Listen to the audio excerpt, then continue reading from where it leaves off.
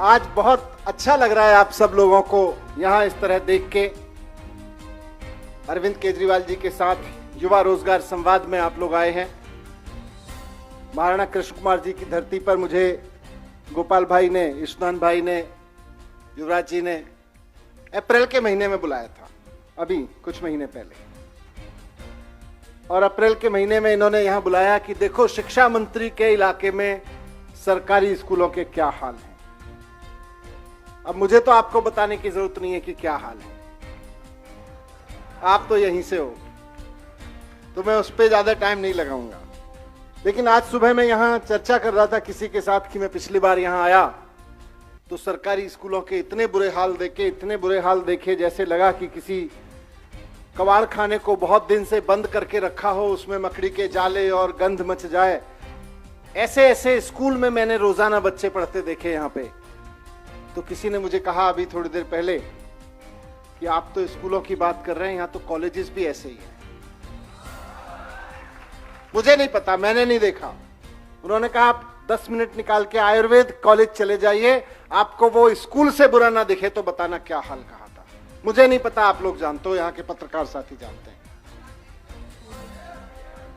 ये तस्वीर बदलनी है। आज अरविंद केजरीवाल जी हमारे बीच में हैं। दिल्ली में आम आदमी पार्टी की सरकार ने उनके विजन के साथ, उनके मार्गदर्शन में जो सबसे बड़ा काम किया है केजरीवाल जी ने दिल्ली में, वो लोग कहते हैं शिक्षा पे काम किया है, स्वास्थ्य पे काम किया है।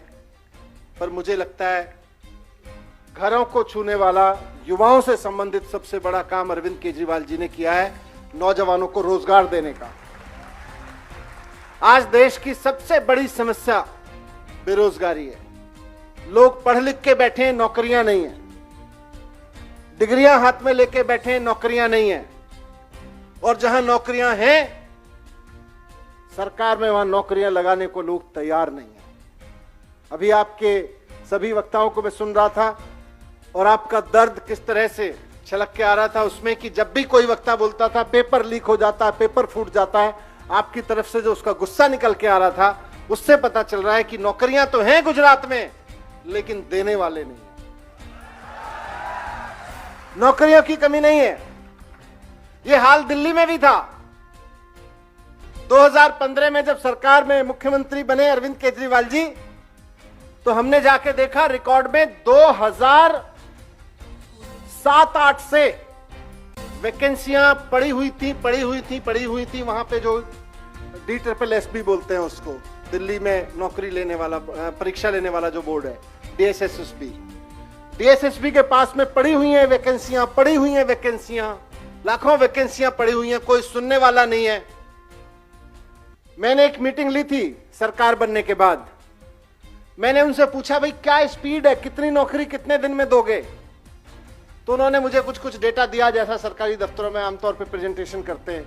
मैंने आपके समझ के लिए उनसे एक चीज पूछी, मैं ये जो स्पीड बता रहे हो, मान लो वैसे तो 2007-8 से अभी तक दे नहीं पाए हो एक भी नौकरी, पर मैं मान लिया चलो आगे आपने दे भी दी, ये स्पीड से शुरू भी कर दी, तो जितनी वैकेंसी आपके पास में मौजूदा हैं उनको भरने में कितना टाइम लगेगा? मुझे सिंपल मैथमेटिक्स, 5वीं क्लास के मैथमेटिक्स के हिसाब से बता दो।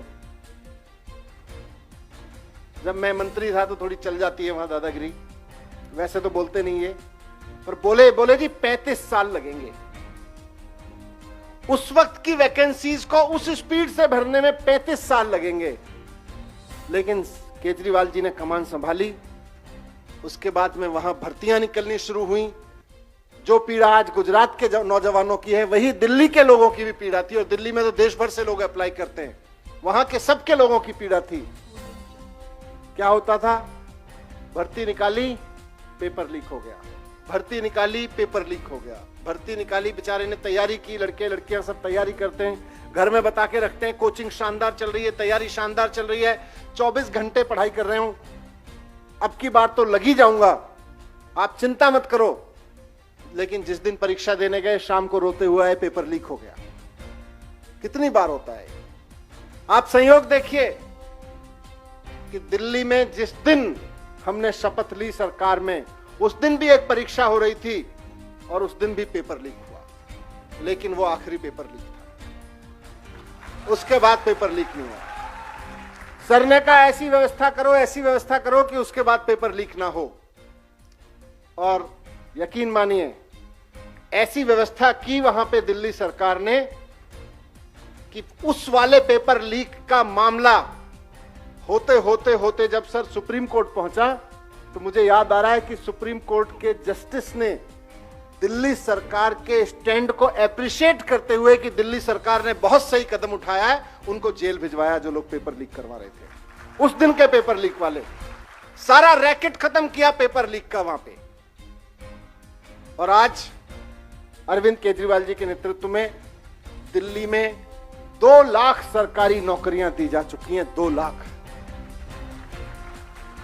लाख सरकारी नौकरी दी जा चुकी हैं और साथ साथ 10 लाख प्राइवेट सेक्टर में नौकरी दी जा चुकी है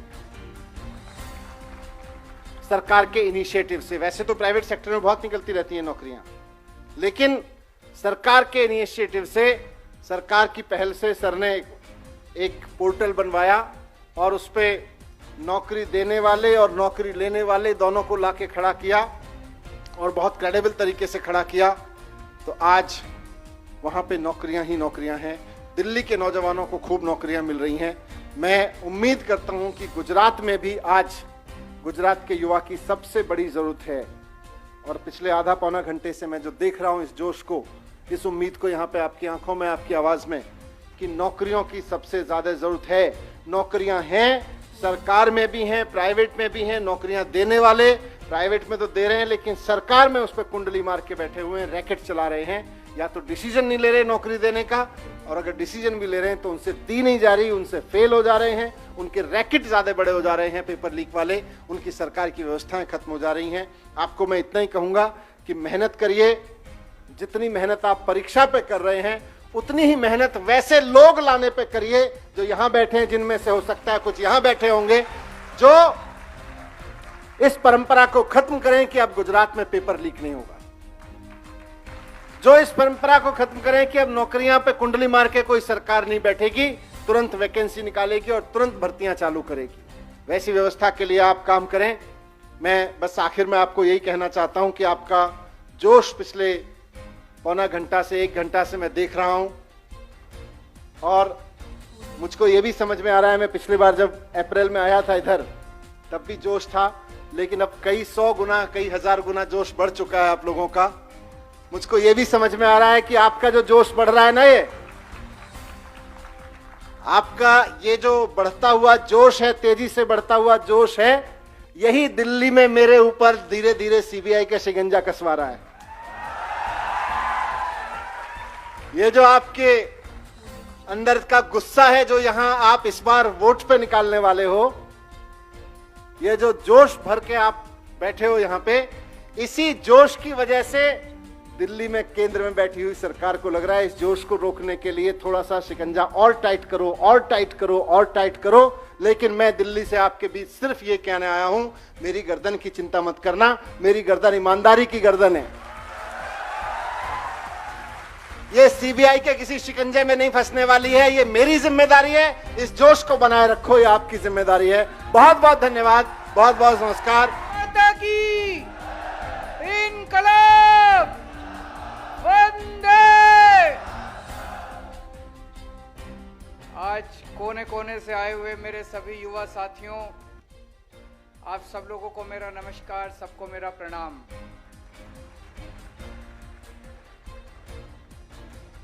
मुझे लग रहा है आप लोगों की जितनी ऊर्जा देखी अभी मैंने, जितनी एनर्जी देखी, ये इसमें से कुछ टीवी वाले तो चला रहे होंगे, वो देख रहे होंगे वहां पे बैठ के।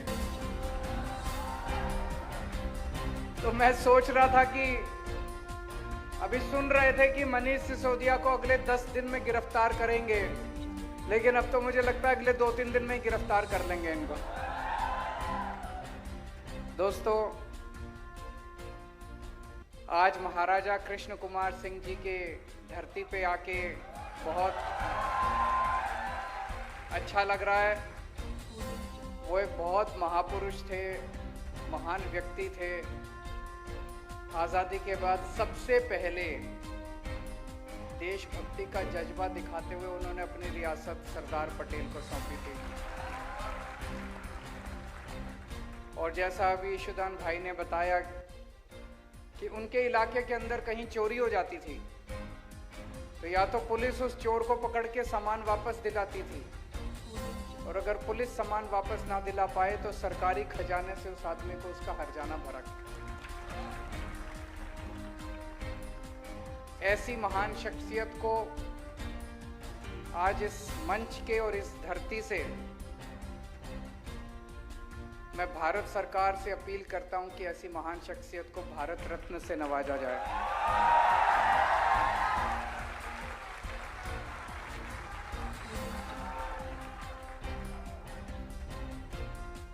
आप सबको मंजूर है? दोनों हाथ ऊपर करके आप अपनी मंजूरी दिखाएं। दोस्तों, मुझे बेहद खुशी है आज मैं अपने साथ देश की नहीं दुनिया के सबसे अच्छे शिक्षा मंत्री को लेके आया हूं,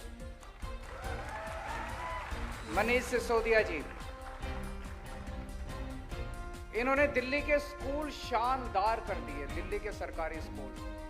पहले दिल्ली के सरकारी स्कूलों का भी बहुत बुरा हाल था। अभी एक व्यक्ति ने प्रश्न पूछा था कि एजुकेशन सिस्टम कैसे ठीक करेंगे। दिल्ली के सरकारी स्कूलों का जब 2015 में हमारी सरकार बनी इतना बुरा हाल था, दीवारें टूटी पड़ी थी, छत टूटी पड़ी थी, छत पे से पानी गिरता था, बच्चों के पास डेस्क नहीं थे, टीचर आते नहीं थे, पीने को पानी नहीं था, टॉयलेट इतने गंदे थे, पढ़ाई के नाम पे कुछ भी नहीं था, रिजल्ट बहुत खराब आते थे। 5 साल के बाद आज आप जाके देख लीजिए दिल्ली के सरकारी स्कूल इतने शानदार बन गए, इतने शानदार बन गए।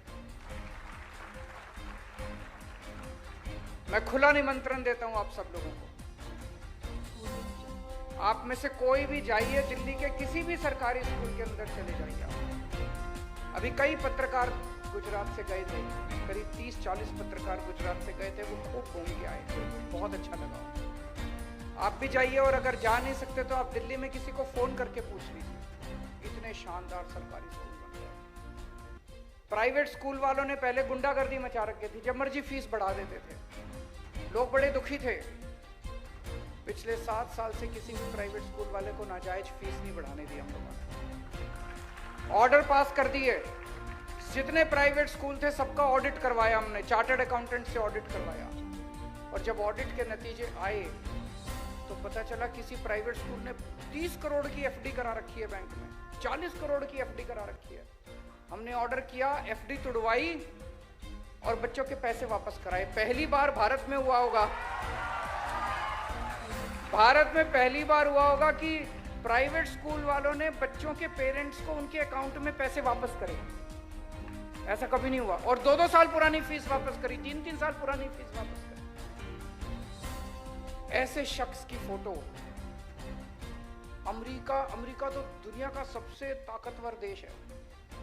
अमेरिका के सबसे बड़े अखबार न्यूयॉर्क टाइम्स के फ्रंट पेज पे इनकी फोटो छपी। दिल्ली के सरकारी स्कूल के बच्चों की फोटो छपी न्यूयॉर्क टाइम्स में फ्रंट पेज पे, दिल्ली के सरकारी, इनकी मनीष सिसोदिया की फोटो छपी। तो इनके नेता ने इनको बुलाया, क्या ये सिसोदिया की फोटो कैसे छप गई, हमारी क्यों नहीं छपी? तो उन्होंने कहा सर इन्होंने पैसे खिलाए थे उनको। तो बोले 10 गुना पैसे दे दो उनको, हमारी छपवाओ। तो उन्होंने न्यूयॉर्क टाइम्स को फोन किया, बोले $1 मिलियन देंगे, हमारे नेता की फोटो छापो। बोले नहीं छापेंगे। फिर उन्होंने दोबारा वापस आए, नेता ने कहा और पैसे बढ़ा दो। उन्होंने कहा 100 करोड़ रुपया देंगे, हमारे नेता की फोटो छापो। न्यूयॉर्क टाइम्स वालों ने कहा ये तुम्हारे वाला मीडिया नहीं है,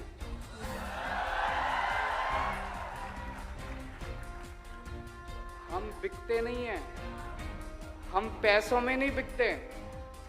उन्होंने ही नहीं छापी। इन लोगों को लगता है कि दुनिया में सब कुछ बिकता है। दुनिया में सब कुछ बिकता नहीं है, बहुत सारी चीजें ईमानदारी से भी चलती हैं। आज मनीष सिसोदिया की और दिल्ली के सरकारी स्कूलों के बच्चों की जो न्यूयॉर्क टाइम्स के फ्रंट पेज पे फोटो छपी है, उसके लिए इन्होंने चप्पलें घिसी अपनी। रोज सवेरे 6 बजे उठ के, पिछले 7 साल से मैं जानता हूं मनीष सिसोदिया रोज सवेरे 6 बजे उठ के सरकारी स्कूलों का दौरा करने निकलते हैं। मैं आपसे पूछना चाहता हूं, 75 साल के भारत के, आजाद भारत के इतिहास में एक भी शिक्षा मंत्री बता दो जो रोज सवेरे 7 बजे उठ के 6 बजे उठ के सरकारी स्कूलों का दौरा करने निकलता है।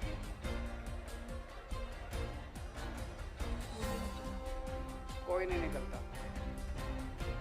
अभी आप लोगों ने कई प्रश्न पूछे, पेपर फूटने के बारे में पूछा, इसका जवाब दूंगा मैं डिटेल में। रोजगार के बारे में पूछा, टीईटी टीएटी एग्जाम के बारे में पूछा, उसका भी जवाब दूंगा। अभी एक हैंडीकैप भाई ने पूछा क्लरिकल स्टाफ में क्यों नहीं हो सकता। बिल्कुल हो सकता है। हमारी सरकार बनेगी, हम रूल बदलेंगे।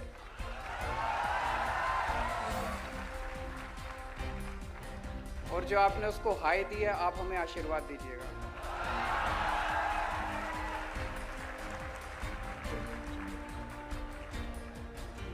जीआईएसएफ के इतने सारे साथी आए हुए हैं। आप लोग जनता की बहुत सेवा करते हैं।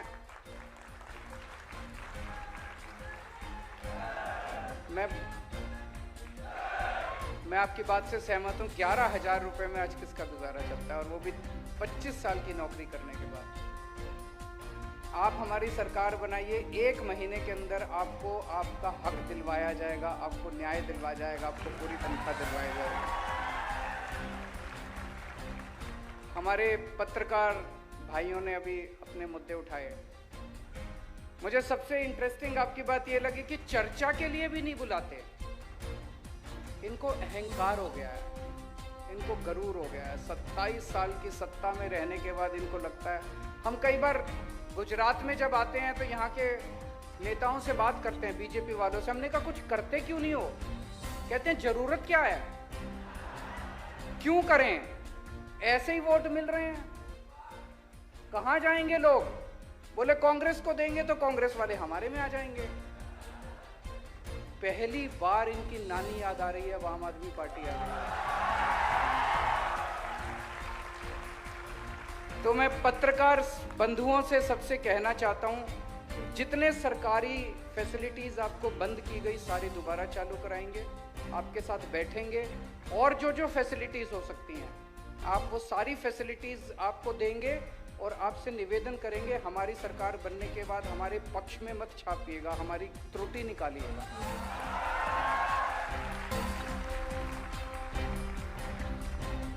अब सीधा मुद्दे पे आता हूं, मैं पॉलिटिकल बात नहीं करूंगा।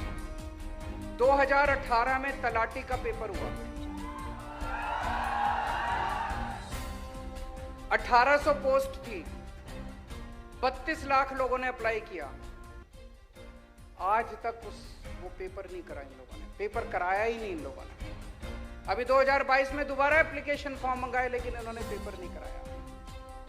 जो सरकार 5 साल में पेपर नहीं करा सकती, वो सरकार कैसे चलाएंगे? उनसे सरकार उसके बस की बात नहीं।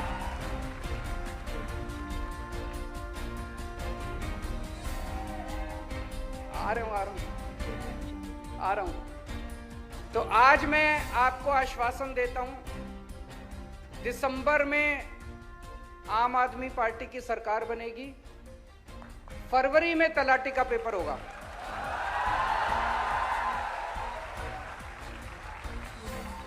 फरवरी में तलाटी का पेपर होगा, अप्रैल तक नतीजे आ जाएंगे, और अप्रैल के महीने में जो जो सफल कैंडिडेट होंगे उनकी पोस्टिंग हो जाएगी।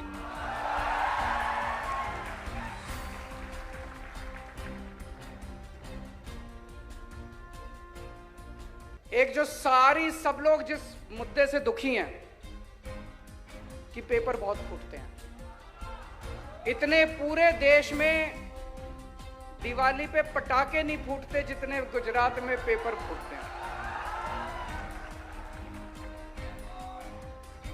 मैं अभी लिस्ट पढ़ रहा था, 2014 में चीफ ऑफिसर का पेपर फूटा, 2015 में तलाटी का पेपर फूटा, 2016 में जिला पंचायत तलाटी का पेपर फूटा, 2017 में 12वीं का बायोलॉजी का पेपर फूटा, 2017 में जीटीयू का सिविल इंजीनियरिंग का पेपर फूटा, 2018 में टेट का पेपर फूटा, 2018 में मुख्य सेवी का पेपर फूटा, 2018 में नायब चिटनीस का पेपर फूटा, 2018 में लोक रक्षक का पेपर फूटा, 2018 में बिन सचिवालय क्लर्क का पेपर फूटा, 2018 में बीएड का पेपर फूटा, 2021 में हेड क्लर्क का पेपर फूटा, 2021 में सौराष्ट्र यूनिवर्सिटी इकोनॉमिक्स का पेपर फूटा, 2022 में वन रक्षक का पेपर फूटा, 2022 में पीजीवीसीएल जूनियर असिस्टेंट का पेपर फूटा, 2022 में 7वीं क्लास का पेपर फूटा, साउथ गुजरात यूनिवर्सिटी पेपर फूटा, 2022 में 10वीं का हिंदी का पेपर फूटा।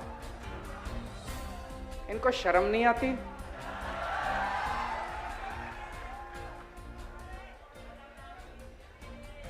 इनसे पेपर नहीं होते, ये सरकार कैसे चलाएंगे? आप लोग क्यों वोट देते हो इनको? ऐसे लोगों को क्यों वोट देते हो जिनसे पेपर नहीं होते? वो सरकार कैसे चलाएंगे? सरकार चलाना बड़ा मुश्किल काम है। इनसे एक पेपर नहीं होते, आपने इनको इतनी बड़ी जिम्मेदारी दे दी। कोई जेल गया क्या आज तक पेपर फूटने की वजह से? अब जेल जाएगा, अब जेल जाएगा। मध्य प्रदेश में तो व्यापक घोटाला हुआ था, ये तो महाव्यापक घोटाला चल रहा है। गुजरात के अंदर तो महाव्यापक घोटाला चल रहा है। मनीष सिसोदिया ने कोई गलत काम नहीं किया, झूठा केस बना के सीबीआई इनके यहाँ भेज दी, लेकिन आज तक पेपर फूटने वाले के यहाँ किसी के यहाँ सीबीआई नहीं गई, सीबीआई की रेड में कोई सीबीआई। क्यों? वो सारे इन्हीं के लोग हैं जो पेपर फोड़ते हैं। तो हमारी सरकार बनेगी, कानून लेके आएंगे, पेपर फोड़ने वालों को कम से कम 10 साल की सजा होगी। और 2015 के बाद से जितने पेपर फूटे सबके केस खोले जाएंगे, सबकी इंक्वायरी दोबारा कराई जाएगी और सबको जेल भेजेंगे। जितने पेपर फोड़े इन्होंने सबको जेल भेजेंगे, पेपर फोड़ने वालों। अब खबरदार, दिसंबर के बाद अगर किसी ने गुजरात में पेपर फोड़ा तो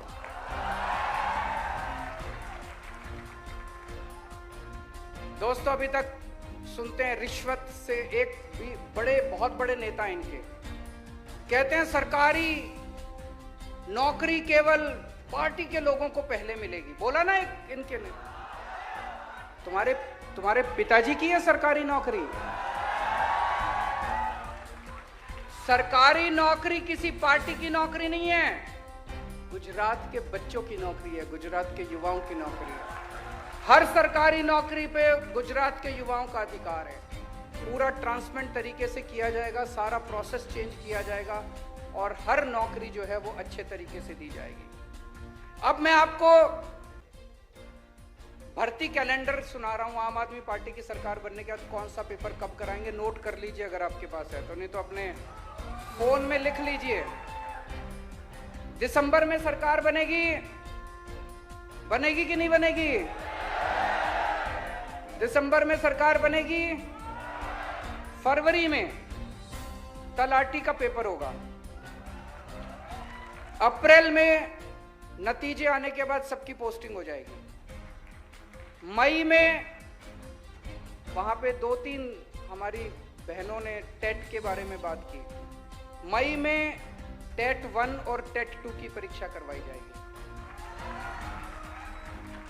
और टीईटी और टीएटी दोनों की परीक्षा होगी। टीईटी 1, टीईटी 2 एंड टीएटी दोनों की परीक्षा, तीनों परीक्षा मई के महीने में कराई जाएगी और जुलाई के महीने में नतीजे आ जाएंगे। जुलाई में जितने टीचर काम कर रहे हैं, जितने कर्मचारी काम कर रहे हैं, उनको एक मौका दिया जाएगा कि आप लोग बताइए कि आपको किस जिले में पोस्टिंग करवानी है अपनी। अभी हमने सुना कि एक आदमी इधर पोस्टिंग है, उसकी फैमिली उधर रहती है, वो दोबारा पेपर देता है, फिर उधर हो जाता है, तो ये खाली हो जाती है पोस्ट, उसके बाद दिक्कत।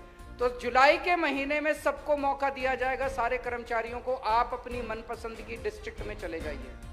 वो सब लोग अपनी अपनी डिस्ट्रिक्ट में चले जाएंगे। अगस्त के महीने में जितनी टीचर्स की वैकेंट पोस्ट हैं, उनकी सबकी भर्ती प्रक्रिया शुरू की जाएगी, उनके पेपर कराए जाएंगे। अक्टूबर के महीने तक सारे टीचर्स की पोस्टिंग, नए टीचर्स की पोस्टिंग कर दी जाएगी। नवंबर के महीने में सब इंस्पेक्टर और असिस्टेंट सब इंस्पेक्टर की भर्ती शुरू की जाएगी और दिसंबर के महीने में सबको पोस्टिंग कर दी जाएगी। मंजूर है? ठीक है ना? गलत तो नहीं है? तो ये भर्ती कैलेंडर हमारी तरफ से आपको गारंटी है। दूसरा, दिल्ली में जैसे अभी मनीष सिसोदिया जी ने बताया, हमने 12 लाख बच्चों को रोजगार दिलवाए हैं पिछले कुछ सालों में। तरह तरह के तरीके से, अलग अलग तरीके से पोर्टल खोला, जॉब फेयर लगाए, जॉब मेला लगाया। रोजगार के लिए हमने काफी काम किया, सरकारी नौकरियां निकाली, प्राइवेट नौकरियां निकाली, 12 लाख बच्चों को रोजगार दिलाया। तो रोजगार दिलाना आता है हमको, हमारी नीयत भी साफ है। तो मैं गारंटी देता हूं, गुजरात के हर युवा को हम 5 साल के अंदर रोजगार दिलाने की कोशिश करेंगे। 5 साल के अंदर हर युवा को। लेकिन जब तक रोजगार नहीं मिल जाता, तब तक बेरोजगार युवा को 3,000 रुपए हर महीने बेरोजगारी भत्ता दिया जाएगा। कल मैं किसी से बात कर रहा था, वो कह रहा था पैसा कहां से आएगा। फिर मैंने उसको 2 आर्टिकल दिखाए। मैंने कहा देखो, ये 2 स्कैम बंद हो गए तो बेरोजगारी भत्ते का सारा पैसा आ जाएगा। इतना लूट मचा रखी है इन्होंने, इतनी लूट मचा रखी है इन्होंने। पैसे की कमी नहीं है, चिंता मत करना।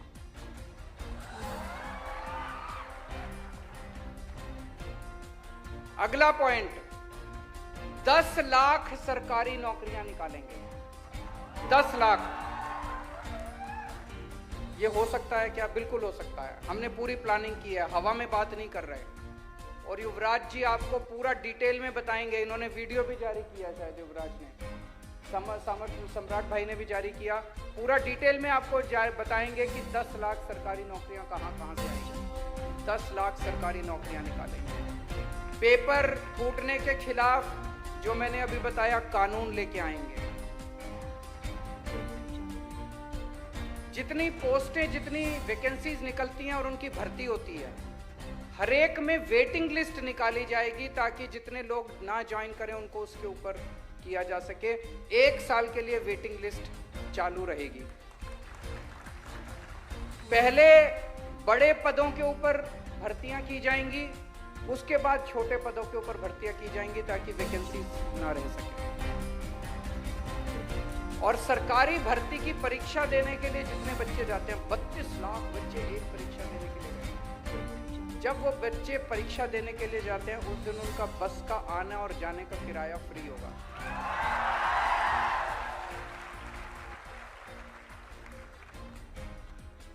और कई बच्चों ने कहा कि जब भी सरकार आती है 4 साल कुछ नहीं करती, फिर 5वें साल में भर्ती निकालती है, और 5वें साल में भर्ती निकालने के बाद आधों को मिलती है और फिर उसके बाद 4 साल तक ऐसे ही लटक।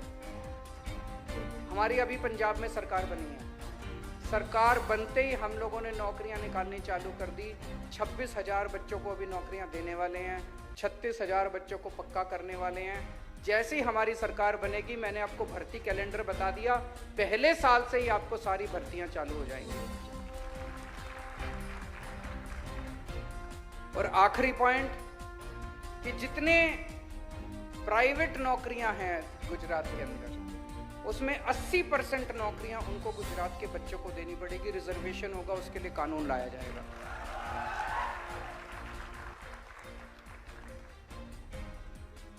आपसे पूछना चाहता हूं, मैं आज दिल्ली का सीएम गुजरात के युवाओं से बात करने के लिए आया।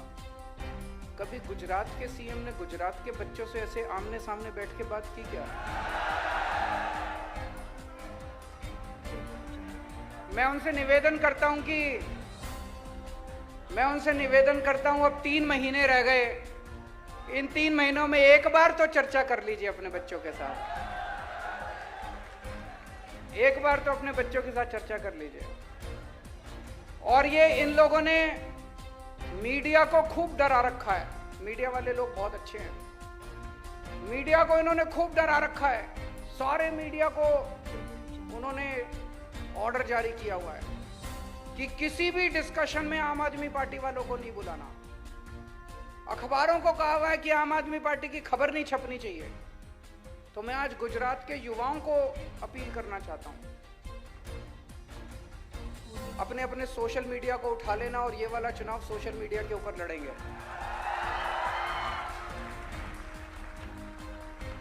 सारे युवा आज ही जितना हो सकता है फेसबुक के ऊपर, ट्विटर के ऊपर, इंस्टाग्राम के ऊपर, लिंक्डइन के ऊपर, जितना हो सकता है हर एक के ऊपर आप डालो कि इस बार सब लोग आम आदमी पार्टी को वोट दो। जैसे हम लोगों ने दिल्ली बदली, फिर पंजाब बदल रहे हैं, आप सबके साथ मिलकर गुजरात को भी बदलेंगे, नया गुजरात बनाएंगे।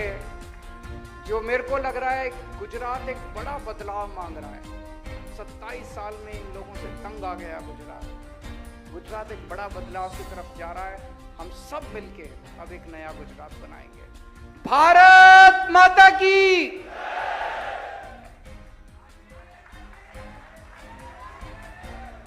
તમામ વ્યક્તિ પોતપોતાની જગ્યા ઉપર ઊભા થાય નેશનલ એન્થમ માટે।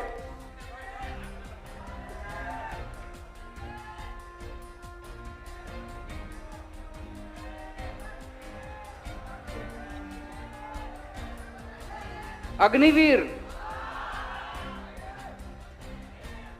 ये बड़े दुख की बात है, ये बड़े दुख की बात है कि इन्होंने आर्मी की भर्तियों में एक तरह से अब टेम्पोररी पोस्टें निकाली हैं। रेगुलर पोस्ट की बजाय टेम्पोररी पोस्ट निकाली है। क्यों निकाली है? लोगों ने इनसे पूछा कि भाई ये 4-4 साल वाली पोस्टें क्यों निकाली है? बोले हमारे पास आर्मी के लोगों को, सेना को पेंशन देने के पैसे नहीं है। मैं इनसे अपील करना चाहता हूं, एक बार इस देश के लोगों से बात तो करके देखते। इस देश के 130 करोड़ लोग एक टाइम का खाना कम खा लेंगे, लेकिन अपने सैनिकों के लिए पैसे देने को तैयार हैं। ये बड़े शर्म की बात है, ये बड़े शर्म की बात है कि केंद्र सरकार कहती है कि हमें अपने सैनिकों की पेंशन देने के पैसे नहीं है। हम देंगे, इस देश की जनता पैसे देगी, तुम चिंता मत करो। अपने दोस्तों को 10-10 लाख करोड़ रुपए का कर्जा माफ कर देते हो। अपने दोस्तों के 10 लाख करोड़ रुपए के कर्जे माफ कर सकते हो, हमारे युवाओं को पेंशन देने के पैसे नहीं है। हम इसका सख्त विरोध करते हैं और इसको पूरा विरोध करेंगे, आपके साथ मिलकर विरोध करेंगे और वापस बहाली करवाएंगे सेना के लोगों को।